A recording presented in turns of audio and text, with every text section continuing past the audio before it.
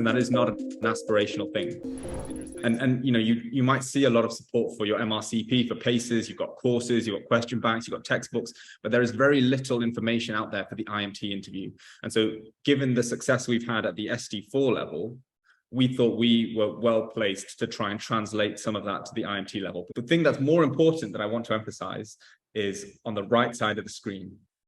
If we look at 2022, there was no round 2 for IMT applications. And I know trainees who applied in 2019 and didn't get a ranking, but then picked up a job because of clearing, because of round 2. That is no longer the case.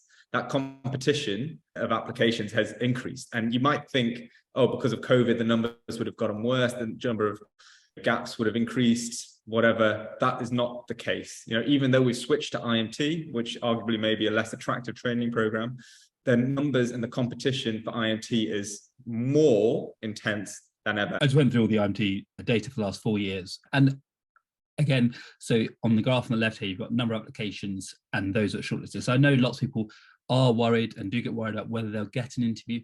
I think the important thing is that once they move to virtual interviews, they're interviewing more and more people. So you can see from 1,800 2019 to now 3,400 people that they're interviewing. So 90% of you to 95% of you will get an interview if you apply. So I think when you apply now, you should then be preparing as though you'll be getting an interview, because only very few of you won't shortlist well enough to get an interview.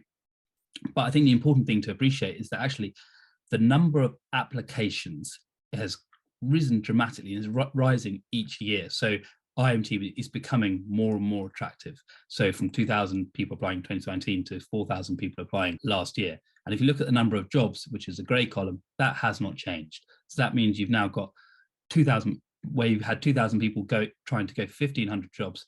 Now you've got 4,000 people going for 1,500 jobs. I think this is a really important time to go back over your transcripts and have a look at that to see, do you score 3 points? And I think the other reason it's useful to go back over your transcript is if you look at what scores 1 point here, which is 1 or more prize, 20% for part of your course in your degree.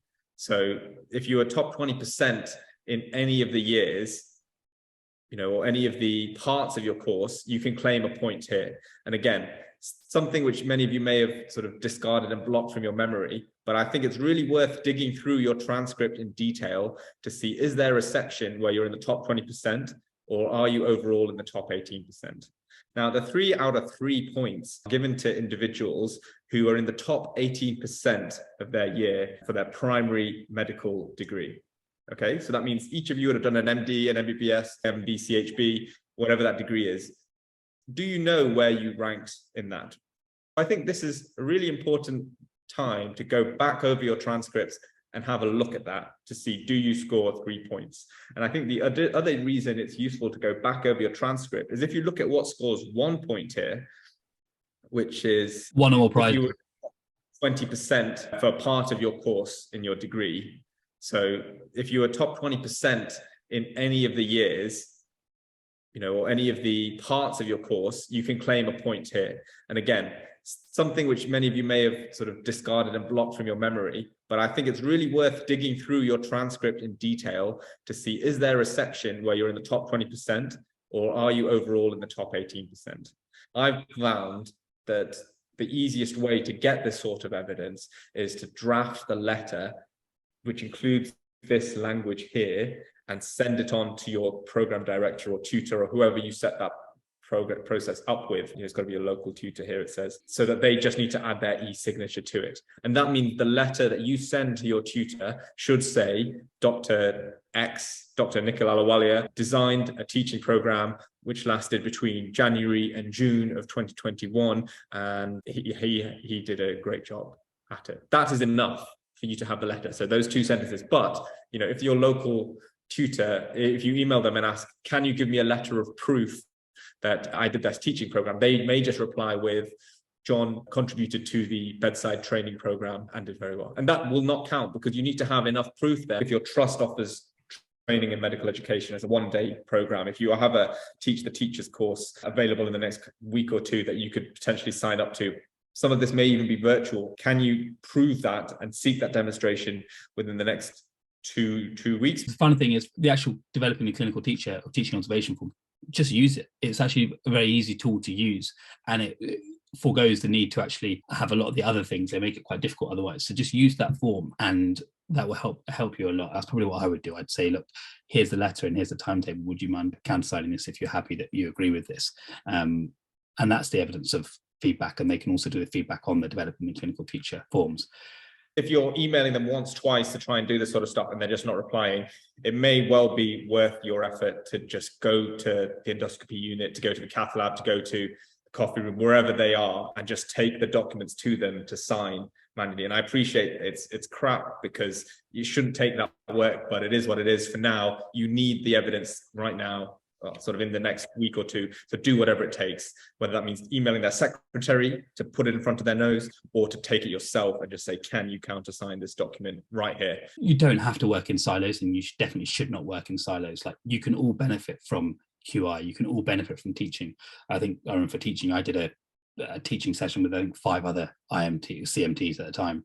And we all benefit from, because we've all helped organize a teaching program. Same for QI. Like, if you and 6 others that also need the QI points, actually, why not share the work so you can get this done and get it done effectively in the time necessary? The reason I'm saying keep it all in perspective is because although we may have sort of scared you a little bit with how important the application form is, it's important to know that the application score itself is essentially put in the bin once you've gone through the shortlisting. So once you've been shortlisted, which is most of you, the score itself does not matter, and it's a level playing field once again. And then it 100% comes down to your interview performance. And so really what we're doing here is just start of this journey to the job.